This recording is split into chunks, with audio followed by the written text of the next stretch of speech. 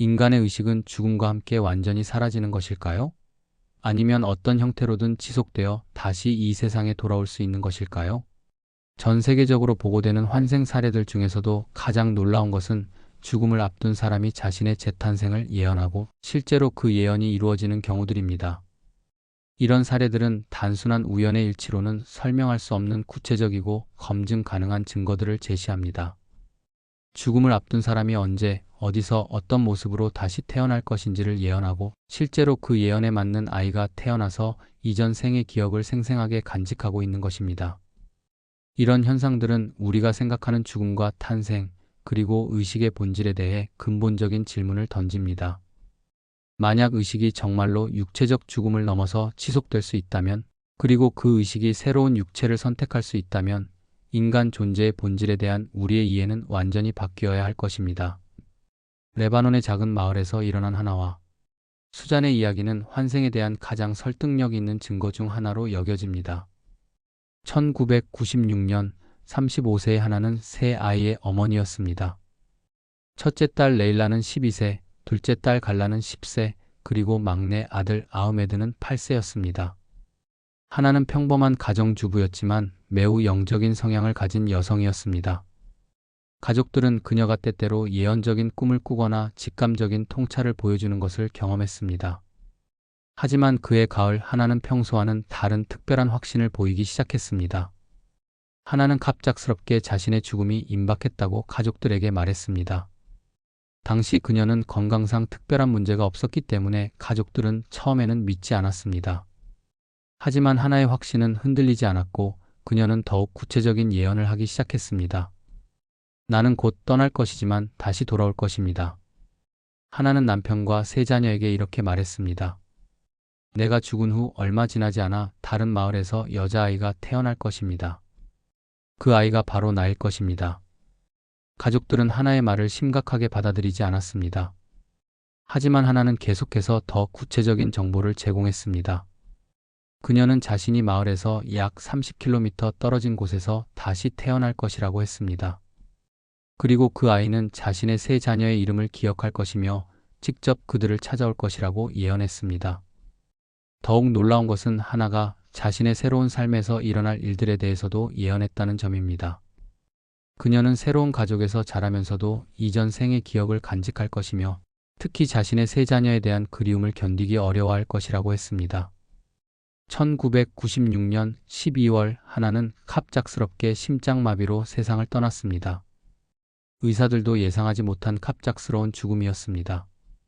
건강했던 35세의 여성이 아무런 전조 증상 없이 심장마비로 사망한 것은 매우 드문 일이었습니다. 하나의 가족들은 깊은 슬픔에 빠졌습니다. 특히 세 자녀들은 어머니의 갑작스러운 죽음을 받아들이기 어려워했습니다. 하지만 시간이 지나면서 그들은 어머니의 예언을 조금씩 기억하기 시작했습니다. 하나가 죽은 지 정확히 10일 후 약 30km 떨어진 마을에서 여자아이가 태어났습니다. 아이의 이름은 수잔이었고 태어나자마자 특별한 징조들을 보여주었습니다. 수잔의 부모들은 아이가 다른 아이들과는 다른 특별한 기질을 가지고 있다는 것을 일찍부터 느꼈습니다. 수잔이 2세가 되었을 때 놀라운 일들이 시작되었습니다. 아이는 갑자기 레일라, 갈라, 아흐메드라는 이름들을 반복해서 부르기 시작했습니다. 수잔의 부모들은 이 이름들을 전혀 들어본 적이 없었고 수잔이 어디서 이런 이름들을 알게 되었는지 알 수 없었습니다. 더욱 놀라운 것은 수잔이 이 이름들을 부를 때마다 심하게 울고 보채며 가고 싶다, 만나고 싶다고 말한다는 것이었습니다. 마치 그 이름들의 주인들을 그리워하는 것 같았습니다. 수잔이 3세가 되자 그녀는 더욱 구체적인 정보들을 말하기 시작했습니다. 하나의 집 주소를 정확히 말하고 심지어 전화번호까지 기억해서 말했습니다. 수잔의 부모들은 이제 아이의 말을 무시할 수 없게 되었습니다. 결국 수잔의 부모들은 아이가 말하는 주소를 찾아가 보기로 결정했습니다. 그곳은 정확히 하나가 살았던 집이었습니다. 하나의 가족들은 수잔을 보는 순간 깜짝 놀랐습니다. 아이의 눈빛과 표정에서 하나의 모습을 발견할 수 있었기 때문입니다. 수잔은 하나의 세 자녀를 보자마자 각각의 이름을 정확히 불렀습니다.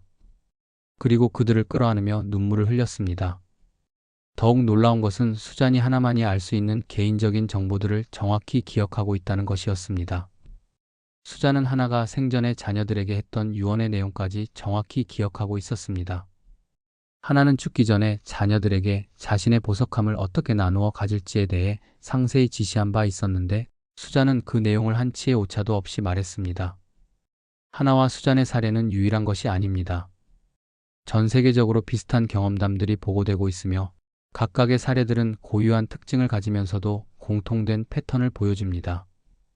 인도에서는 라지팔이라는 남성의 사례가 유명합니다. 그는 1980년 죽음을 앞두고 가족들에게 자신이 같은 마을의 다른 가정에서 다시 태어날 것이라고 예언했습니다. 그는 심지어 자신이 태어날 집의 위치와 부모의 이름까지 정확히 예언했습니다.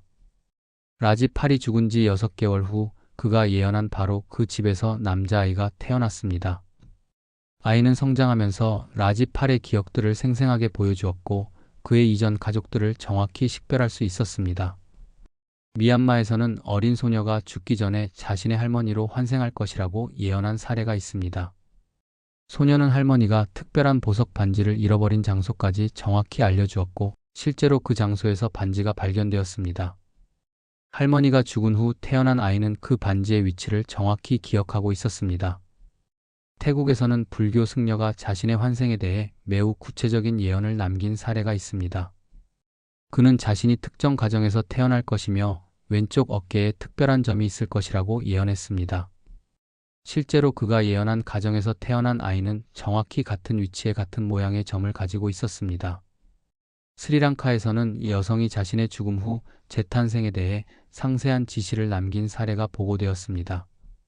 그녀는 자신이 다시 태어나면 특정한 이름을 가져야 하며 특정한 장소에서 교육받아야 한다고 말했습니다. 실제로 그녀가 예언한 조건에 맞는 아이가 태어났고 그 아이는 이전 생의 기억을 완벽하게 간직하고 있었습니다. 일본에서는 할아버지가 손자로 환생할 것이라고 예언한 감동적인 사례가 있습니다. 할아버지는 죽기 전에 자신이 손자의 몸으로 돌아와서 가족을 계속 돌볼 것이라고 약속했습니다. 그가 죽은 후 태어난 손자는 할아버지만이 알 수 있는 가족의 비밀들을 정확히 기억하고 있었습니다. 이집트에서는 코프트 기독교도 남성이 자신의 환생에 대해 예언한 사례가 있습니다. 그는 이슬람교도 가정에서 태어날 것이라는 놀라운 예언을 했는데 실제로 그 예언대로 이슬람 가정에서 태어난 아이가 기독교적 기억들을 간직하고 있었습니다. 이런 예언적 환생 사례들은 과학자들에게 큰 도전이 되고 있습니다. 버지니아 대학의 이안 스티븐슨 박사는 수십 년간 이런 사례들을 체계적으로 연구해 왔습니다. 그의 연구팀은 하나와 수잔의 사례를 포함하여 수백 건의 사례를 조사했습니다. 스티븐슨 박사의 연구 방법론은 매우 엄격합니다. 먼저 죽음을 예언한 사람의 증언을 여러 증인들을 통해 검증합니다. 그 다음 예언된 조건에 맞는 아이가 실제로 태어났는지 확인하고 그 아이가 보여주는 기억들의 정확성을 철저히 조사합니다. 하나와 수잔의 사례에서 스티븐슨 박사팀은 다음과 같은 검증을 실시했습니다.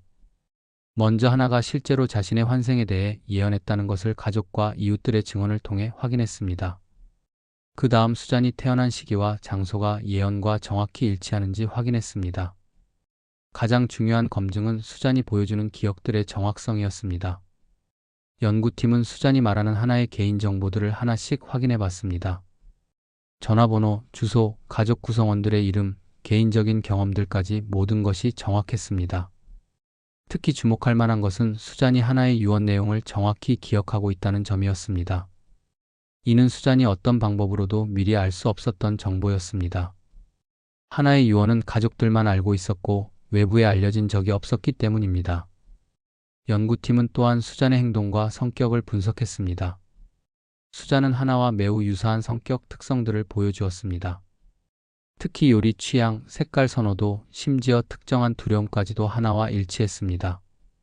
DNA 분석도 실시되었지만 예상대로 하나와 수잔 사이에는 유전적 연관성이 발견되지 않았습니다.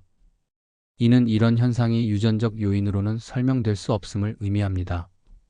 예언적 환생 사례들이 제기하는 가장 중요한 질문은 의식의 본질에 관한 것입니다. 만약 하나가 정말로 자신의 재탄생을 예언하고 실제로 수잔으로 환생했다면 이는 의식이 육체적 죽음을 넘어서 지속될 뿐만 아니라 자신의 다음 생을 능동적으로 선택할 수 있다는 것을 의미합니다. 전통적인 서양 과학에서는 의식을 뇌의 산물로 봅니다. 뇌가 죽으면 의식도 함께 사라진다는 것이 일반적인 견해입니다. 하지만 예언적 환생 사례들은 이런 견해에 정면으로 도전합니다. 일부 의식 연구자들은 의식이 뇌에서 생성되는 것이 아니라 뇌가 수신하는 것이라는 새로운 이론을 제시하고 있습니다. 이 관점에서 보면 뇌는 의식의 송수신기 역할을 하며 뇌가 손상되거나 죽더라도 의식 자체는 다른 차원에서 지속될 수 있습니다. 양자 물리학의 일부 이론들도 이런 가능성을 뒷받침합니다. 양자 정보는 물리적 매체가 파괴되더라도 보존될 수 있으며 이는 의식이 양자 정보의 형태로 존재할 수 있다는 가설을 제시합니다. 더욱 흥미로운 것은 예언적 환생 사례들에서 보여지는 선택의 측면입니다. 하나는 단순히 어디선가 재탄생할 것이라고 예언한 것이 아니라 구체적인 장소와 조건을 제시했습니다. 이는 죽음을 앞둔 의식이 자신의 다음 생을 능동적으로 계획할 수 있다는 것을 시사합니다. 예언적 환생 사례들은 특정 문화나 종교에 국한되지 않고 전 세계적으로 보고됩니다. 하지만 각 문화의 종교적, 철학적 배경이 이런 현상에 대한 해석에 영향을 미치는 것은 분명합니다. 힌두교와 불교에서는 환생이 기본적인 교리 중 하나입니다. 이 종교들에서는 개인의 카르마에 따라 다음 생이 결정되며 높은 영적 수준에 도달한 존재들은 자신의 환생을 통제할 수 있다고 가르칩니다. 달라이 라마의 환생 시스템은 이런 믿음의 구체적인 신뢰입니다. 이슬람교에서는 환생을 공식적으로 인정하지 않지만 일부 신비주의 종파에서는 영혼의 여행과 재탄생에 대한 개념이 있습니다. 레바논은 다양한 종교가 공존하는 지역이기 때문에 하나와 수잔의 사례가 받아들여질 수 있는 문화적 토양이 있었습니다. 기독교에서는 전통적으로 환생을 인정하지 않지만 초기 기독교에서는 영혼의 전생에 대한 믿음이 있었다는 학자들의 주장도 있습니다. 현대의 일부 기독교도들도 하나님이 특별한 목적을 위해 영혼을 다시 보낼 수 있다고 믿기도 합니다. 아프리카의 많은 전통 종교에서는 조상의 영혼이 후손으로 환생한다고 믿습니다. 이런 믿음 속에서 예언적 환생은 자연스러운 현상으로 받아들여집니다. 현대의학계는 예언적 환생 사례들에 대해 회의적인 입장을 보입니다. 대부분의 의사들은 이런 현상을 우연의 일치나 심리적 요인으로 설명하려고 합니다. 일부 정신과 의사들은 이를 집단 환상이나 암시 효과로 보기도 합니다. 죽음을 앞둔 사람의 예언이 주변 사람들에게 강한 인상을 남기고 나중에 비슷한 조건의 아이가 태어나면 그 아이를 예언의 실현으로 받아들이게 된다는 것입니다. 하지만 이런 설명으로는 수잔이 보여준 구체적인 기억들을 설명하기 어렵습니다. 특히 아무도 가르쳐주지 않은 개인정보들을 정확히 기억하고 있다는 점은 단순한 암시 효과로는 설명할 수 없습니다. 일부 심리학자들은 유전적 기억이나 집단 무의식의 개념을 제시하기도 합니다. 하지만 이 역시 특정 개인의 구체적인 기억을 설명하기에는 부족합니다. 최근에는 후성 유전학이 새로운 관점을 제공하고 있습니다. 개인의 경험이 유전자 발현에 영향을 미칠 수 있고 이것이 어떤 방식으로든 전달될 수 있다는 것입니다. 하지만 이 역시 혈연 관계가 없는 경우에는 적용하기 어렵습니다. 예언적 환생 사례들에서 주목할 만한 점은 재탄생하는 존재들이 대부분 명확한 목적을 가지고 있다는 것입니다. 하나의 경우에도 자신의 세 자녀에 대한 깊은 사랑과 책임감이 재탄생의 동기였던 것으로 보입니다. 많은 사례에서 재탄생하는 존재들은 이전 생에서 완성하지 못한 일들을 마무리하려고 합니다. 때로는 가족에 대한 사랑, 때로는 미완성된 사명, 때로는 죄책감이나 후회를 해결하려는 의도가 보입니다. 수잔의 경우에도 하나의 세 자녀에 대한 깊은 애착이 계속 나타났습니다. 그녀는 자신의 새로운 부모들을 사랑하면서도 이전 생의 자녀들에 대한 그리움을 감추지 못했습니다. 이는 단순한 기억의 전달을 넘어서는 깊은 감정적 연결을 보여줍니다. 일부 영적 전통에서는 이런 존재들을 보살이나 천사의 개념으로 설명하기도 합니다. 다른 존재들을 돕기 위해 자발적으로 재탄생을 선택하는 깨달은 영혼들이라는 것입니다. 예언적 환생 사례들은 관련된 가족들에게 깊은 영향을 미칩니다. 하나의 가족들은 수잔을 통해 어머니와의 재회를 경험할 수 있었고 이는 그들의 상실감을 크게 덜어주었습니다. 레일라, 갈라, 아흐메드는 수잔을 자신들의 어머니로 받아들이면서도 동시에 어린 동생으로 여기는 복잡한 감정을 경험했습니다. 이는 가족 관계에 대한 새로운 이해를 가져다 주었습니다. 수잔의 새로운 부모들도 특별한 경험을 했습니다. 자신들의 딸이 다른 가족과 깊은 연결을 가지고 있다는 것을 받아들이는 것은 쉽지 않았지만 시간이 지나면서 이를 축복으로 받아들이게 되었습니다. 지역 사회에서도 이 사례는 큰 화제가 되었습니다. 많은 사람들이 죽음과 삶에 대해 새롭게 생각하게 되었고 종교적 믿음이 깊어지거나 변화하는 경우도 많았습니다. 예언적 환생 사례들을 과학적으로 검증하는 것은 매우 어려운 일입니다. 가장 큰 문제는 이런 현상들이 통제된 실험실 환경에서 재현될 수 없다는 점입니다. 또한 문화적, 언어적 장벽도 연구를 어렵게 만듭니다. 많은 사례들이 서로 다른 문화권에서 일어나기 때문에 정확한 번역과 문화적 맥락의 이해가 필요합니다. 기억의 신뢰성도 문제가 됩니다. 어린 아이들의 증언은 성인들의 암시나 유도에 영향을 받을 수 있고 시간이 지나면서 기억이 변질될 수도 있습니다. 사기나 조작의 가능성도 배제할 수 없습니다. 일부 사례들에서는 금전적 이익이나 관심 끌기 목적으로 허위 주장이 제기될 수 있습니다. 하지만 하나와 수잔 같은 사례에서는 이런 문제들이 최소화됩니다. 두 가족 사이에는 사전 접촉이 없었고 금전적 이익도 없었습니다. 또한 너무나 구체적이고 검증 가능한 정보들이 많아서 조작하기가 거의 불가능합니다. 예언적 환생 현상에 대한 연구는 여러 방향으로 발전할 수 있습니다. 먼저 더 많은 사례들을 체계적으로 수집하고 분석하는 것이 필요합니다.